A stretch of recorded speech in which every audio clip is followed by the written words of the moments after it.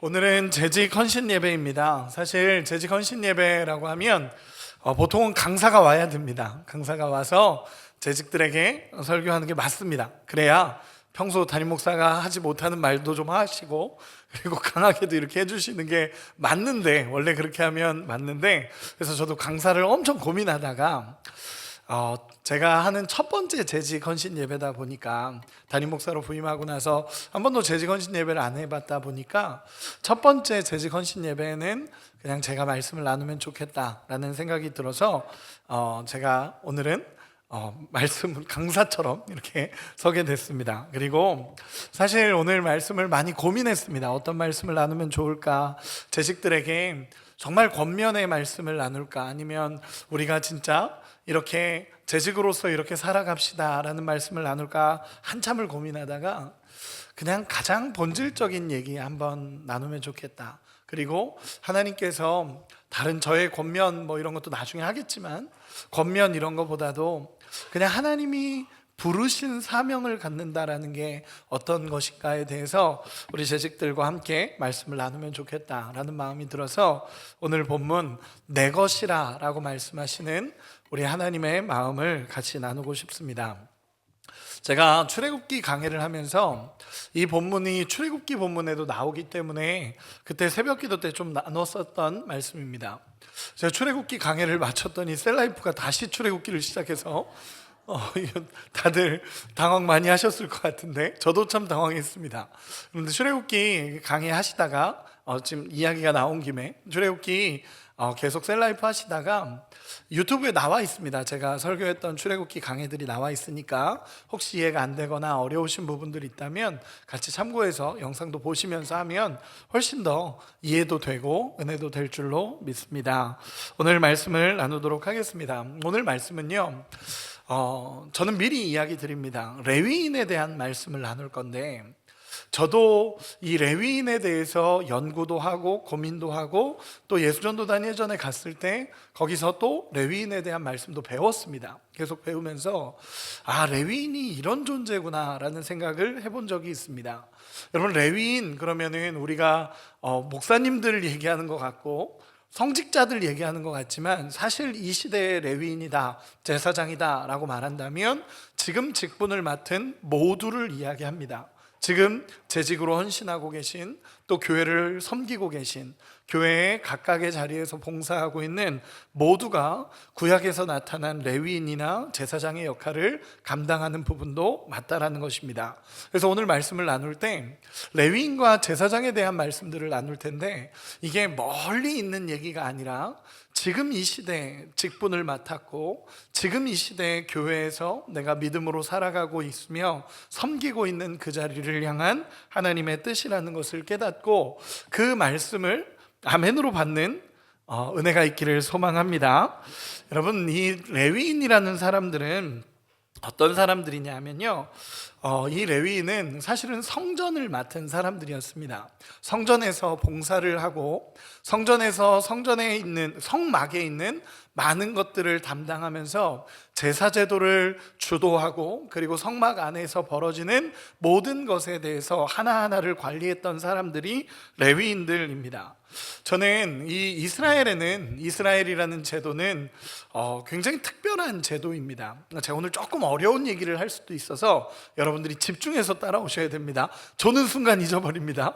안 됩니다. 집중해서 좀 따라와 주시기 바랍니다. 여러분, 이스라엘 백성들을 보면요, 조금 중요한 포지션들이 있습니다. 뭐 예를 들어서 이스라엘의 선지자라던가 이스라엘의 왕이라던가 이스라엘 제사장이라던가 이런 사람들은 이스라엘에서도 굉장히 특별한 포지션을 갖고 있습니다. 그런데 그런 포지션을 갖고 있는 사람들 중에서도 오늘은 레위인들, 특별히 레위인과 제사장에 대해서 같이 말씀을 나눴으면 좋겠습니다. 여러분, 레위지파라고 많이 들어보셨죠? 레위지파라고 있는데, 레위지파는 어떤 지파냐라고 얘기하면 야곱의 세 번째 아들인 레위의 자손 전체를 얘기하는 겁니다.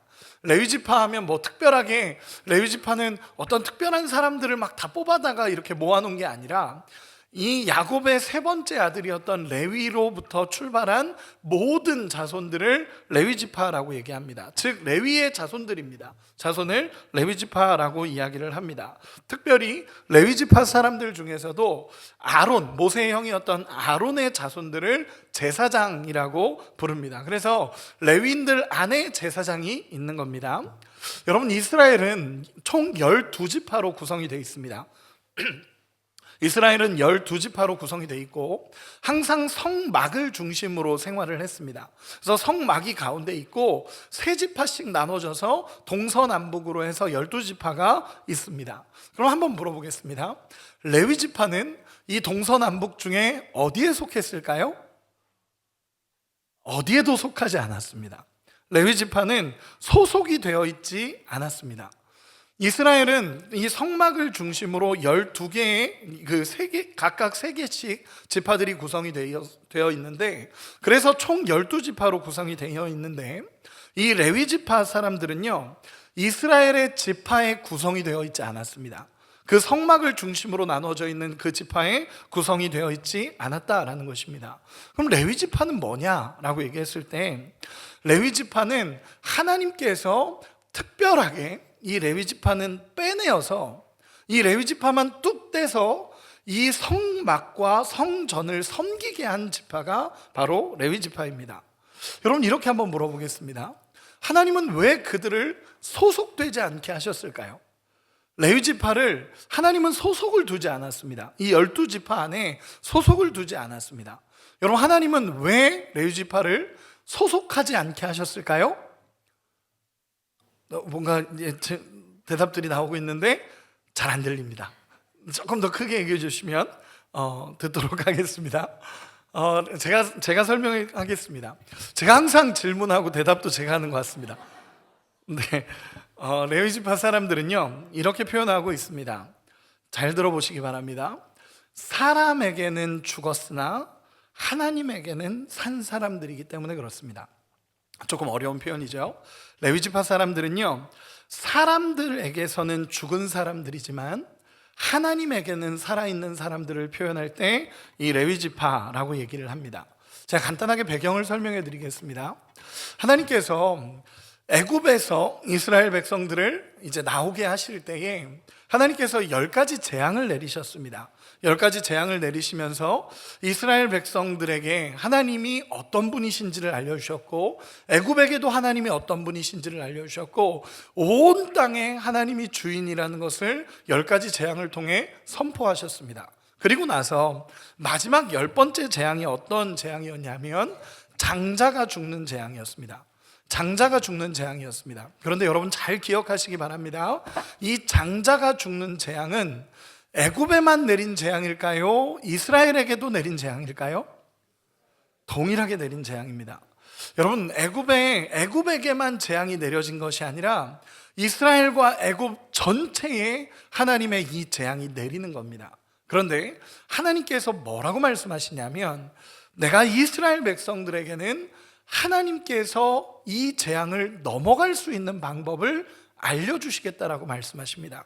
그러면서 알려주신 방법이 우리가 알다시피 유월절 한 마리의 어린 양을 잡아 문 임방과 좌우 문설주에 바름으로 인해서 이 양이 대신 죽음으로 인해서, 이 양이 희생됨으로 인해서 내가 심판을 넘어간다 라는 것으로 유월, 패스오버라고 해서 유월 넘어간다 라는 의미를 갖습니다.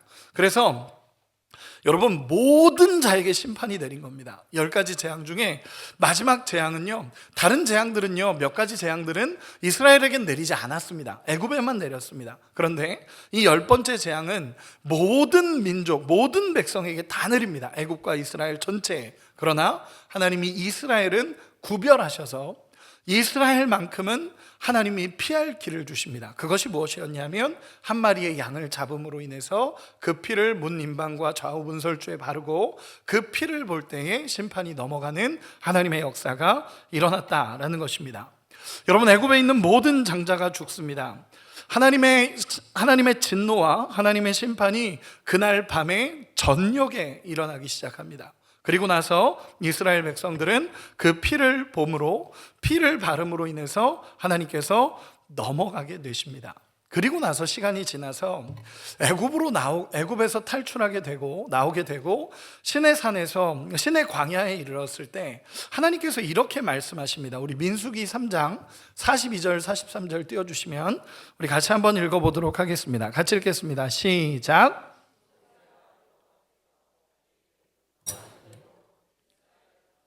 모든 처음 태어난 자를 계수하니 1개월 이상으로 계수된 처음 태어난 남자의 총계는 22,273명이더라. 아멘. 하나님께서 뭐라고 말씀하시냐면 이 광야를 지나가다가 하나님이 이스라엘 백성들에게 모세에게 말씀하십니다. 모세야, 너희가 원래 그 심판의 날에 죽었어야 되는 장자를 계수해봐라 라고 말씀하십니다. 원래 그 10번째 재앙에서 다 죽었어야 되는데 죽지 않고 살았던 그 장자를 계수해봐라 라고 말씀하십니다. 그래서 이 모세가 그 이스라엘의 모든 모든 처음 태어난 자를 계수하기 시작합니다. 그래서 계수를 해봤더니 22,273명이 나오게 됩니다. 그 사람들은 뭐냐면 마땅히 원래는 죽었어야 됐는데 살아있는 자가 된 겁니다.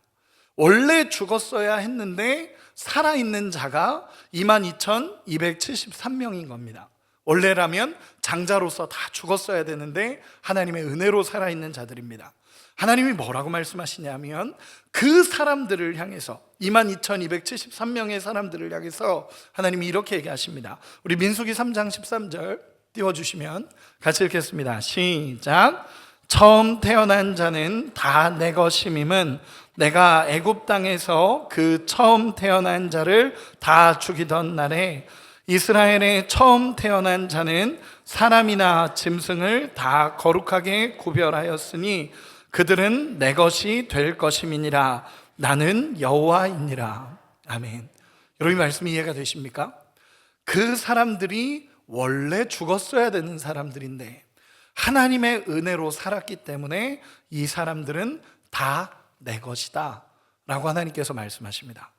다 내 것이라 라고 하나님께서 말씀하십니다. 그리고 나서 민수기 3장 39절에 레위인의 수를 계수하라고 말씀하십니다. 우리 민수기 3장 39절 같이 읽겠습니다. 시작.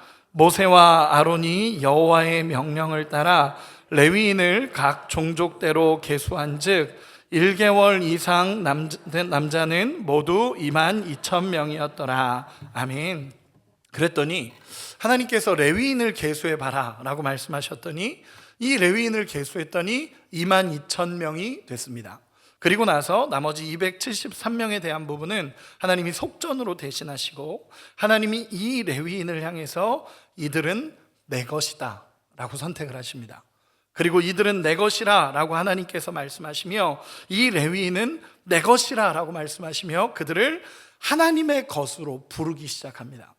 이 레위인은 어떤 지파에도 속하지 않고 그 22,000명의 사람들, 레위인들은 다 내 것이다 라고 말씀하시며 하나님이 이걸 얘기하신 겁니다. 원래 죽었어야 되는데 하나님의 은혜로 살아있는 자들, 쉽게 표현해서 아까 이야기한 것처럼 사람에게서는 죽었지만 하나님에게서는 살아있는 그 레위인들을 내 것이다 라고 하나님께서 말씀하십니다. 그러면서 그 레위인들은 땅을 분배받지 않습니다.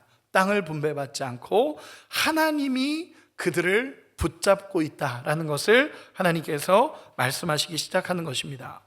여러분, 그러면 이 레위인은 하나님께서 구별해서 레위인은 내 것이야 그러면서 하나님이 쫙 안으셨습니다. 그러면서 하나님이 맡기신 것이 있습니다. 이 레위인들에게만 맡기신 것이 있습니다. 그게 뭔지 아십니까? 예배입니다. 예배. 하나님께서 맡기신 것이 예배입니다. 하나님 앞에 드려지는 예배를 담당하게 하시고 하나님 앞에 드리는 예배와 하나님의 예배 안에서 일어나는 모든 것들을 하나님이 레위인들에게 맡기시기 시작합니다. 여러분, 이스라엘 백성들은요, 아까도 얘기했지만 여러 가지 포지션이 있습니다. 그 중에 특별한 포지션들이 있습니다. 선지자가 있죠. 선지자가 있고 레위인들이 있고 제사장들이 있습니다. 여러분, 선지자는요 이런 포지션입니다. 이스라엘 백성들이 뭔가 잘못하고 있을 때, 선지자는요 하나님의 마음을 가지고 이스라엘 백성들에게 외치는 사람들입니다. 그래서 선지자들이 제일 많이 외치는 게 뭐죠? 회개하라, 돌아와라. 이게 선지자의 언어입니다. 선지자는 하나님의 입장에서 이스라엘 백성들이 뭔가를 잘못할 때 하나님의 입장으로서 선포하는 사람들이 선지자들입니다. 그럼 레위인들과 제사장은 뭘까요? 사람의 입장에서 하나님 앞에 나가는 사람들입니다. 그러니까 하나님을 바라보면서 하나님의 마음을 바라보고 하나님 앞에 예배하고 하나님을 높여드리고 하나님이 기뻐하시는 일들을 감당해가는 사람들이 레위인이라는 것입니다. 하나님이 그들을 특별하게 여기셔서 레위인들에게 맡겨주셨고, 하나님이 특별하게 여기셔서 레위인들에게는 예배를 맡기셨습니다. 제가 출애굽기 강해를 하면서 몇 가지로 이야기를 했었는데, 여러분, 레위인들에게 가장 중요했던 역할이 뭔지 아십니까? 출애굽기 강해를 잘 들으신 분들은 분명히 알 겁니다. 어떤 거냐 하면요, 번제단의 불을 관리하는 역할이었습니다. 여러 가지가 있는데 레위인들에게 가장 중요했던 이 사명은 뭐였냐면 하나님의 번제단의 불이 꺼지지 않게 하는 거였습니다. 그래서 뭐냐면 하나님이 제일 첫 불은 하나님께서 주셨습니다. 출애굽기에 나타나는데 처음 불은 하늘에서 내렸습니다. 그래서 하나님이 불을 주셨고 그 번제단의 불이 타오르기 시작했습니다. 그리고 거기서 제사를 지내는 거죠. 이스라엘 백성들, 특별히 제사장들, 레위인들에게 맡기신 역할은요, 이 불이 꺼지지 않게 하라는 것입니다. 그래서 여러분, 이 번제단은요, 실내에 있을까요? 실외에 있을까요? 실외에 있습니다. 밖에 있는 겁니다. 그러면 비바람도 불고 정말 비도 오고 바람도 불고 여러 가지들이 다 있을 겁니다. 그런데 그럼에도 불구하고 끝까지 이 불을 꺼지지 않게 만드는 역할을 했던 사람들이 레위인이고 제사장들입니다. 그래서 아침에는 불을 타오르게 했다가 저녁에 되면 숯이 만들어집니다. 숯으로 만들어져서 작은 통에 담아서, 그 통에 담아서 숯으로 보관을 하고 있다가 이 불이 꺼지지 않게 지키고 있다가, 그리고 나서 아침이 되면 다시 번제단에 불이 타오르게 만드는 역할을 한 사람들이 레위인이고 제사장입니다. 여러분, 이 역할이 뭐냐면 하나님의 예배가 온전하게 드려질 수 있도록 자기 몸을 희생하고 끝까지 그 불을 지키면서 하나님 앞에 예배하고 하나님을 높였던 포지션에 있던 사람들이 레위인이라는 것입니다. 거기다가 성소 안에 있는 등잔대의 기름이 떨어지지 않도록, 등잔대의 불이 꺼지지 않도록 그 기름을 관리하면서 하나님의 불이 꺼지지 않게 만드는 사람들이었습니다. 떡상의 떡을 관리하면서 또 향이 피우기를 하면서 하나님 앞에 올려지는 기도가 끊어지지 않도록 계속적으로 하나님의 일들을 감당했던 사람들이 이 레위인이라는 것입니다. 여러분, 레위인들은 어떤 역할이냐면 하나님 앞에 드리는 예배가 끊어지지 않도록, 하나님 앞에 드리는 예배와 하나님 앞에 드리는 제사, 하나님 앞에 나아가는 기도, 하나님 앞에 드려지는 향기가 끊어지지 않도록 날마다 그 자리에서 헌신하며 하나님의 역할을, 하나님이 주신 사명의 역할을 감당하는 사람들이 레위인이었다라는 것입니다. 그렇기 때문에 이 사람들은 사람에게는 죽었지만 하나님에게는 살아있는 사람들이었습니다. 그러면 이런 레위인들에게 주시는 하나님의 상급이 뭘까요? 다른 지파 사람들은 땅을 분배받았습니다. 다른 지파 사람들은 땅을 분배받고 다른 지파 사람들은 그에 합당한 대로 분배를 받았습니다. 그럼 레위 지파 사람들에게 그 하나님이 주시는 상급은 뭘까요? 여러분, 정답이 나왔습니다. 우리 신명기 18장 1절 2절 띄워주시면 같이 읽도록 하겠습니다. 같이 읽겠습니다. 시작. 레위 사람 제사장과 레위의 온 지파는 이스라엘 중에 분깃도 없고 기업도 없을지니 그들은 여호와의 화제물과 그 기업을 먹을 것이라. 그들이 그들의 형제 중에서 기업을 가지지 않을 것은 여호와께서 그들의 기업이 되심이니 그들에게 말씀하심과 같으니라. 아멘. 여러분, 기업이 뭡니까? 하나님입니다. 하나님. 하나님이 기업이 되는 사람들입니다. 땅을 분배받지 않았습니다. 땅을 분배받지 않았고 자신에게 주어진 많은 것들이 주어지지 않았습니다. 그런데 하나님이 뭐라고 말씀하시냐면 내가 너의 기업이 되어줄 거고 내가 너의 소망이 되어줄 거고 내가 너희의 분깃이 되어줄 거다 라고 하나님께서 선언하신 사람들이 이 레위인들입니다. 세상에서는 죽었지만 하나님 앞에 살아있는 사람들이었고 그러다 보니까 세상의 상급은 그들에게 주어지지 않았습니다. 그런데 하나님의 상급은 그들에게 넘치도록 주어졌던 사람들이 레위인들입니다. 여러분, 앞에서 이야기한 것처럼 저는 다시 본론으로 돌아와서 이렇게 말하고 싶습니다. 여러분 이 시대의 레위인들이십니다.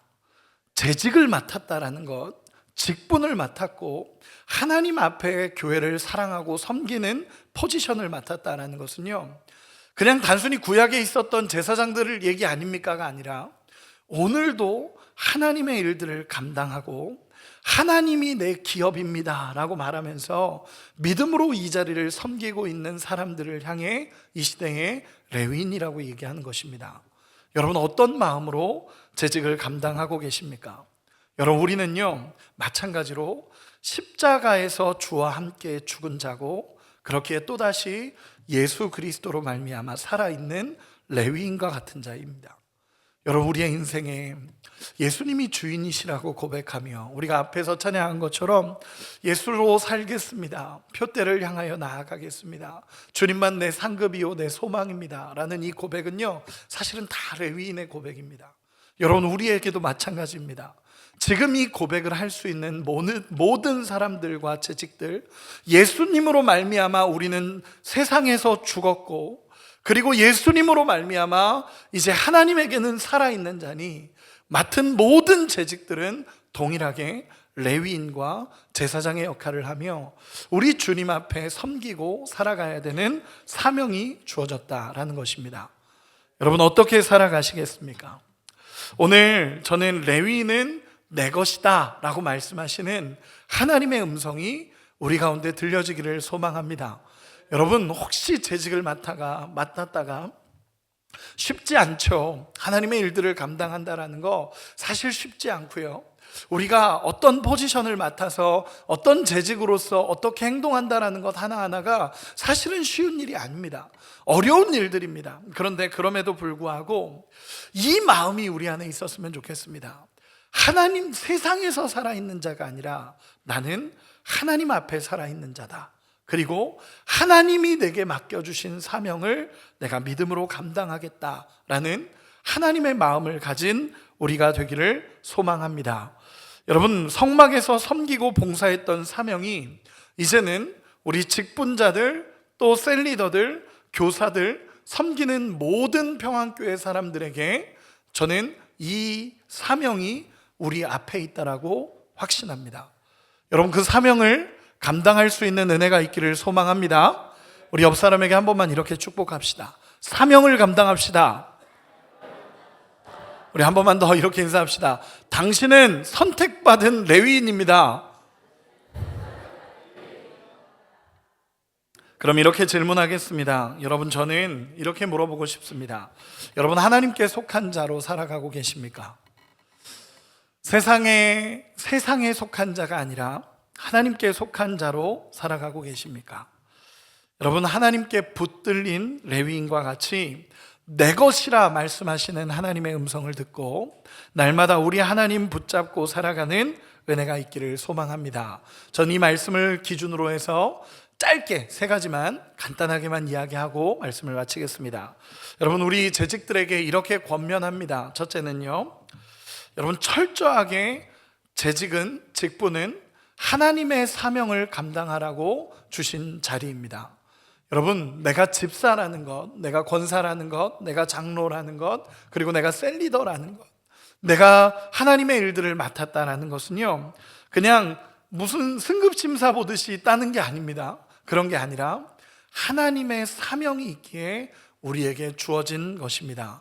여러분, 이 사명을 믿음으로 감당할 수 있는 우리가 되기를 소망합니다. 말씀을 기준으로 이야기하면 재직은 교회의 일꾼이지만 동시에 하나님의 불을 맡은 제사장과 같은 사람들입니다.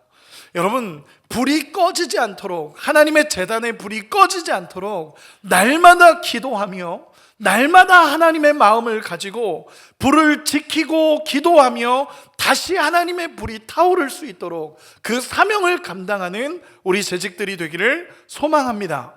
우리 주님의 불이 타올라야 할 때 내가 그 불을 지키고 있었습니다. 주님, 이 불을 사용하셔서 하나님의 불이 우리 제단에 타오르게 하여 주십시오 라고 고백하며 그 사명을 감당해낼 수 있는 우리 평안의 재직들이 되기를 소망합니다.